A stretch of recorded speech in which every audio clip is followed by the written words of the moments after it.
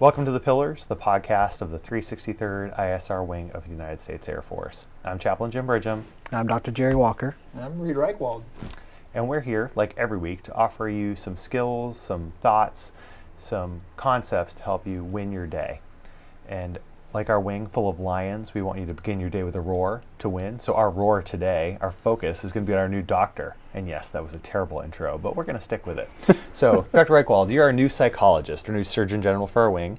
We want to welcome you. Well, thank you. I appreciate you guys bringing me on the podcast, although I think you were compelled to, at some point or another, introduce a new teammate. But nonetheless, I'm pleased to be here. It was a struggle. And I know your introduction to the wing with one of the first 5 minutes of Thrive that you wrote was on introversion and loneliness, and you tend to be more of an introverted guy. I am. Whereas I would say, compared to Jim, who's an extremely extroverted guy, there's a bit of a clash there. But I think you've melded well with our team so far. Oh, thanks. I do appreciate that. Yeah, introversion is one of those things that sort of, as a topic, is kind of near and dear to my heart. And in some ways, I think as a psychologist, working in an operational community, maybe Intel is a good landing place for me, because I feel like a lot of the folks that we work with may have similar personality traits, and you find a lot of psychologists as well who are introverted.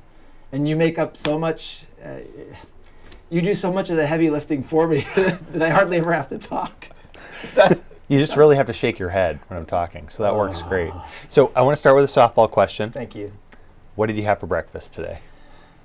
Thank you for that softball question. Yeah, you're not going to like my answer, and I know I'm pretty judgy of your protein bars, but I don't typically have breakfast. So usually I'll have black coffee between, I'll usually have my first cup somewhere around 9 o'clock, and then I typically don't do any kind of food until around lunchtime. So okay. Do you have any preference of coffee? Is it a specific type of black coffee? The cheapest that I can find generally. Yeah. I'm not snobbish. Whatever anyone is willing to make for me, even better. But whatever I can get my hands on. Okay. So now we're going to move from the softball to maybe some facts that people can get to know you about. Okay. So you're a psychologist. I am. Why did you get into psychology?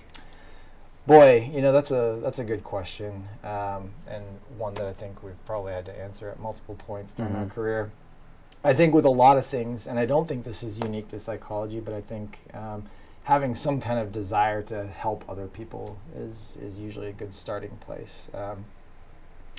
So I think like a lot of people, that's where I started. I feel like people have always been interesting to me. I'm a firm believer that everyone has a story.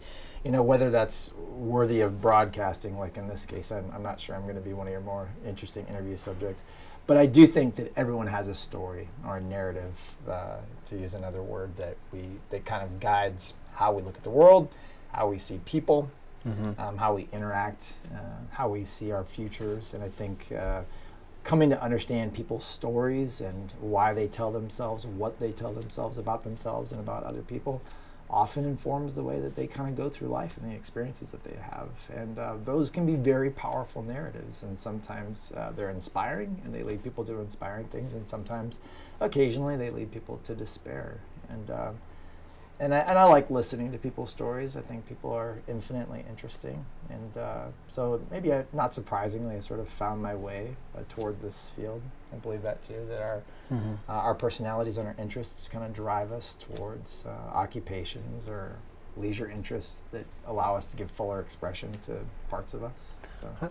I like that answer. Yeah, I think you're absolutely right. Most folks in our psychologist field are driven initially by desire to help other people, but there's also that's not fundamentally different from somebody who wants to be a social worker or a medical doctor or a paramedic. An attorney.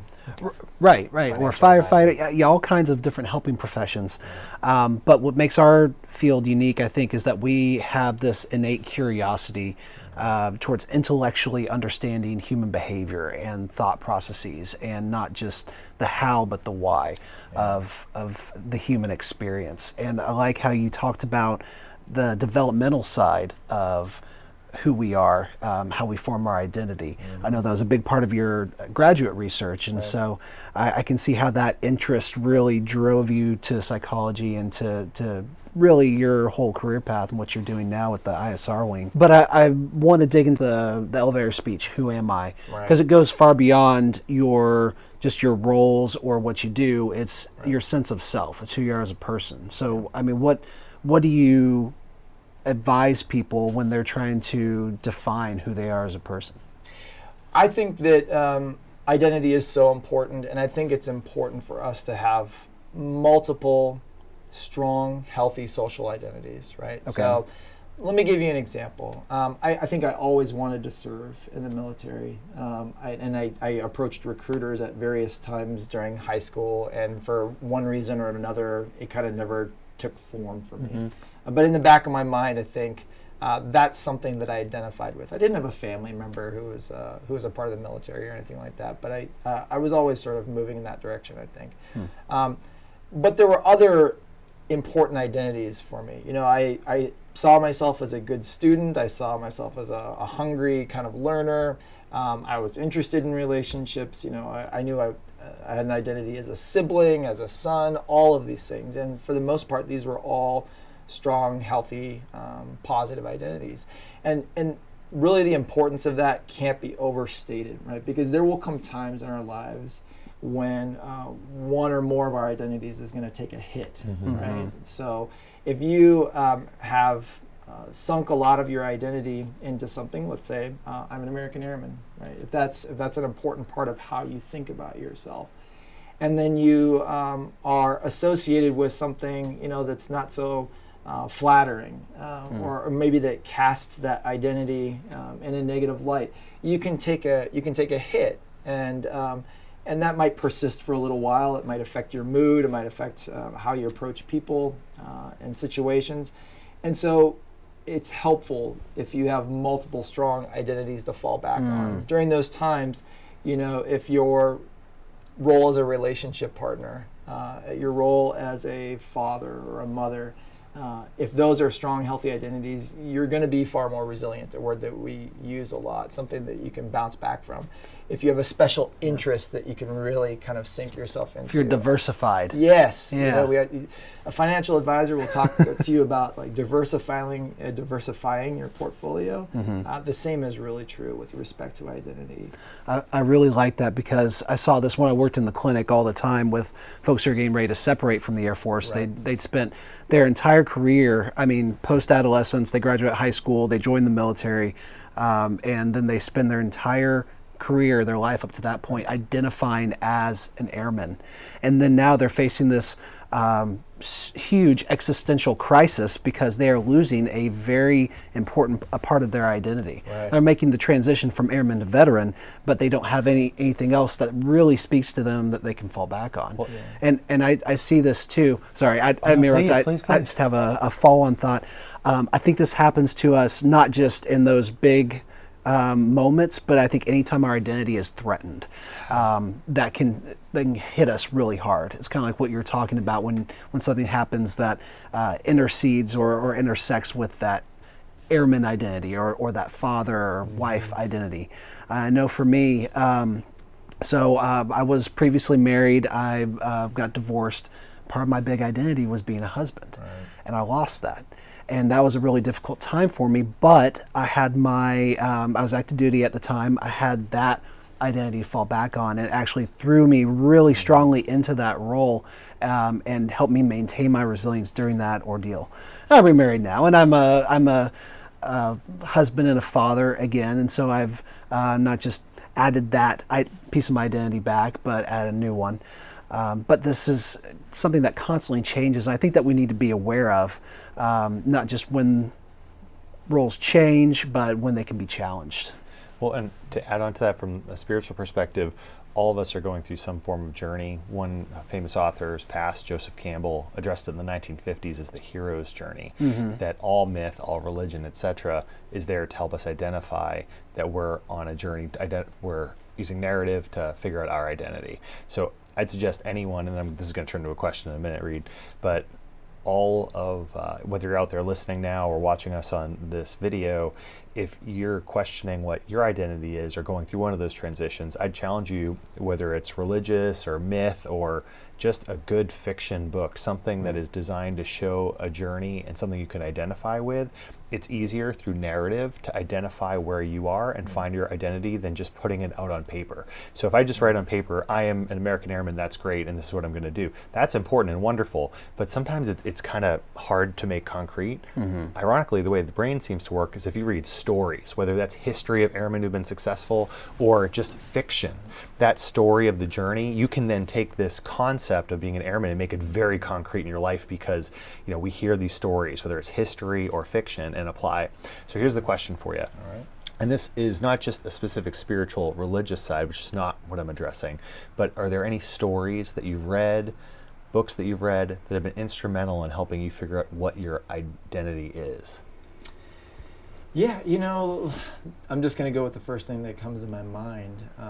Susan Cain, I've talked to you about this book before, writes a book, and I'll butcher the title, so you can all go look up this later on the Google webs. But Susan Cain writes a book called Quiet, and the subtitle, I think, is something like The Power of Introverts in a World That Can't Seem to Shut Up or Stop Talking or something like that. And I think she writes really powerfully using a lot of different case examples, from evangelical preachers to Wall Street brokers to attorneys, people who are very successful in their careers but who have kind of had to learn how to operate in an extrovert-dominated world, right? These are more thoughtful individuals who tend to take a little bit more time to find their voice and tend to be a little bit more methodical about how they approach conversations. But they all went through something, and I kind of resonate with a lot of the themes in the book. I think a lot during my adolescence, I think being extroverted is just sort of an expectation, right? I think a lot of us who now identify as introverts may have struggled with feeling like they need to be a lot more outgoing than maybe we are more naturally. Now as an adult, I'm more comfortable in my own skin. I'm okay being that person in meetings who maybe hangs back, takes more mental notes, and waits to speak. And I realize that my extroverted brethren and sisters, they think out loud. They process by a different means, and that's okay. But for those, a lot of times extroverts are the more visible models. And I think as you're growing up and developing your identity, and you realize you can't quite process in the way that an introvert does or extrovert does, it may cause you to feel a little bit inferior. Less than, right? Right, because the popular image is that extroversion is the ideal. Right, absolutely. And because those are the people in the limelight. Those are our celebrities, those are our YouTube stars, those are all the people who we see and hear more frequently compared to the introverts. And so the implicit message becomes, this is the ideal. This is what I should aspire to. And it's not necessarily the case. Really, the only thing that differentiates introverts and extroverts is where they get their energy. It's about whether you need more alone time or people time. Right. And so for you as an introvert, you need that alone time. You need to be able to sit with your thoughts and just decompress on your own. And if you're spending too much time with people like us, it's going to drain you.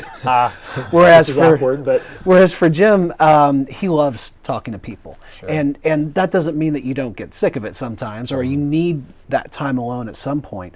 But you would probably prefer to be out and about and with large groups of people doing fun things. I know you and your family go to concerts all the time. That's probably invigorating for you. One thing I find interesting about you, Reed, is though you self-describe I know where this is going. as an introvert, you have a passion for karaoke. I do. I am so curious as to how that interest I am also curious, was spawned and has developed, especially in the context of you being an introvert. So, okay, again, I'm not sure how much... I see what you did there, trying to bridge introversion to karaoke, which looks very... I don't know, like an extroverted kind of life of the party activity. There's got to be a story there. Sure, okay. But I think a lot of us can identify with, singing in the shower or, that sort of thing. So I like music, like a lot of people. And I got introduced to karaoke in graduate school, actually, and it was kind of a social thing that I did with some of my cohort members, and my advisor was really into karaoke. But more than just kind of an activity, he built up a really nice metaphor around karaoke, and essentially his point was karaoke. And I'm not a linguist, so I can't tell you exactly what the meaning is in Japanese, but essentially it means empty orchestra, right? And so the idea is that the person singing really fills up that empty orchestra. Right? They're producing the sound there. And to do so, to fill up what otherwise an orchestra would be producing, some body of work, some body of music, takes quite a bit of effort. And his argument is karaoke, like life, takes passion and commitment, right? And I think That's awesome. we should consider approaching the things that we're interested in, the things that are important to us, with that level of passion and commitment, the kind that it would really take to fill up time and space, to really produce something that's either beautiful to listen to in the case of karaoke, or interesting to observe, or producing a body of work that we can stand back at some point in our lives and say, I did that. That was something that I invested a lot of time, energy, and my heart in, and it's something great to observe. I will tell you though, my set usually consists of like Neil Diamond and AC/DC. Nice. And Young MC, I think, is in there sometimes. So I'm very eclectic, and I'm a terrible singer, and I think that's beside the point. And I will put a plug in for we have a Friday karaoke group here, which I've actually never attended since getting here. But Miss Pride, our graphics department manager, she actually asks me every once in a while when I'm going to come out. But I put a plug in there for karaoke. I don't think that you need to be especially talented to do it. Some people do spend quite a bit of time. I think it's just important to get out there and open your mouth and see what comes out sometimes. Okay, so let's see, one more. So this one hopefully will be softball. So you've just moved from Germany. You've probably had to make some purchases. Understand the move went pretty well. What purchase of $100 or less has helped you the most in the last year? Utensils. Utensils. I think. Yeah. Okay. So if anyone out there has recently PCS'd and has kind of been through the ringer, that's the case with my family. Like, we just lost a lot of stuff. So, and a lot of stuff was damaged. So, it really has been the simple things. It has really been like plastic IKEA cups that have sort of kept my family afloat, or lawn furniture in the house. So it's been interesting. You talk about books. I think books are good companions. Books give us and they're generally cheap. You can find them online in various formats. I'm struggling here with what I've purchased. All right, we're gonna have to edit this as well. No, that's fine. We don't even need to. I think it's great. Like sometimes it's the basic things in life, whether it's a blank billboard or, to me, thinking quiet is amazing too, because our culture has given that message overall that being quiet, introverted, and a thinker, and maybe gravitating more towards the research, maybe this isn't as good as some of these other things. That's just not true. We can be effective wherever we are and whoever we are. So sometimes those purchases that are the little things become the big things. Like having a fork matters. You need it. Yeah, to your point, I think that goes back to gratitude, because you probably didn't think that way about utensils when you guys were living in Germany or at maybe previous other assignments. But now not having those things, you see how big a role they play in your life. And so whatever else may be going on, that doesn't stress you out as much as not having a fork, or like, having a fork but not having a spoon and trying to eat your cereal that way. So a couple of times you realize, when you're kind of reduced for lack of things, right? Some of the creature comforts that you like, you realize kind of what really is important, and you realize that you can be resilient in the face of all that. Yes, I can eat my Cheerios with a fork. I can get them onto each of the individual tines if I needed. But you got Cheerios. I got Cheerios, for goodness sake. So, certainly someone's got it worse than I do. But yeah, it's difficult for me to think of something that I've purchased recently. We want to thank you for listening or watching to the Pillars podcast, the podcast of the 363rd ISR Wing of the United States Air Force. I'm Chaplain Jim Bridgham. I'm Dr. Jerry Walker. And I'm Dr. Reed Reichwald. Until next time, we want to thank you for what you do for our nation. We know it's hard work, and we just hope you have a wonderful day.